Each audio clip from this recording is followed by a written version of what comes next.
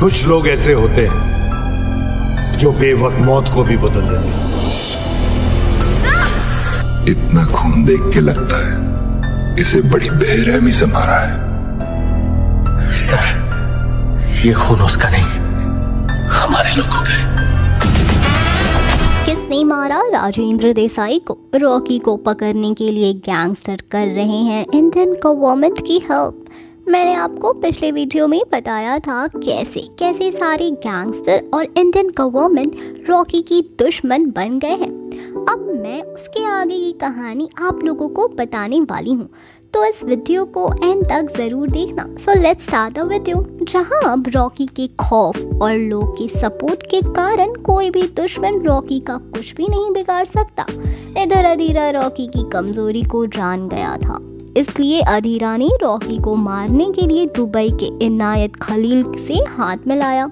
Minister गुरु Pandian Shetty, Andrew कमल और राजेंद्र देसाई भी Rocky को मारने के अधीरा के प्लान में शामिल हो गए। एक दिन रॉकी के वफादार कासिम ने रॉकी को बताया कि दुबई में माफिया डॉन इनायत खलील ने मुंबई पर हमला कर दिया है और पूरे शेट्टी गैंग के साथ साथ शेट्टी को भी मार दिया है। कासिम बताता है कि इनायत खलील ने बेंगलुरु के एंड्रयू और राजेंद्र देसाई को भी मार दिया है। जब ये बात रीना देसाई को पता चलती है तो रीना देसाई अपने बाप राजेंद्र देसाई को देखने बेंगलुरु की तरफ चल पड़ती है। लेकिन रास्ते में कमल रीना को किडनैप करके उसको अधीरा के पास ले जाता है। रीना की किडनैपिंग की खबर सुनकर रॉकी गुस्से से भर जाता है। रॉकी रीना को बचाने अकेला ही केजीएफ से निकल पड़ता है। इधर मिनिस्टर गुरु पांडे, प्राइम मिनिस्टर रमिका सेन को यह खबर दी जाती है कि रॉकी केजीएफ से अकेला बाहर आ गया है।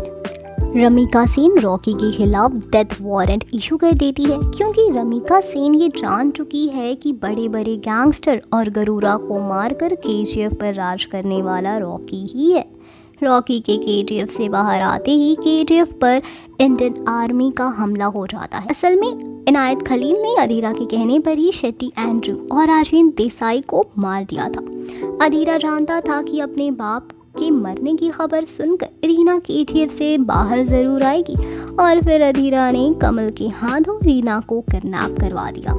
अधीरा ये भी जानता था कि रीना को बचाने रॉकी जरूर बाहर आएगा। अब वहाँ इनायत खलील, गुरु पांडियन, विराट, कमल और अधीरा रॉकी को मारने का जाल बिछाकर बैठ जाते हैं। लेकिन रॉकी के वहाँ पहुँचते ही किसी में भी इतनी हिम्मत नहीं कि होती कि रॉकी पर वार कर सके। इसलिए रॉकी पहले कमल, विराट और गुरु पांडियन को मार देता है और फिर इनायत खलील भी रॉकी के हाथों मारा जाता है।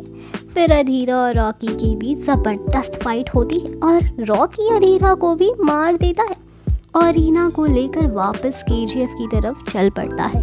लेकिन केजीएफ पर इंडियन आर्मी का हमला हो चुका होता है। रॉकी चाहता तो खुद को और रीना को बचाने के लिए वहाँ से भाग सकता था, लेकिन रॉकी ने ऐसा नहीं किया।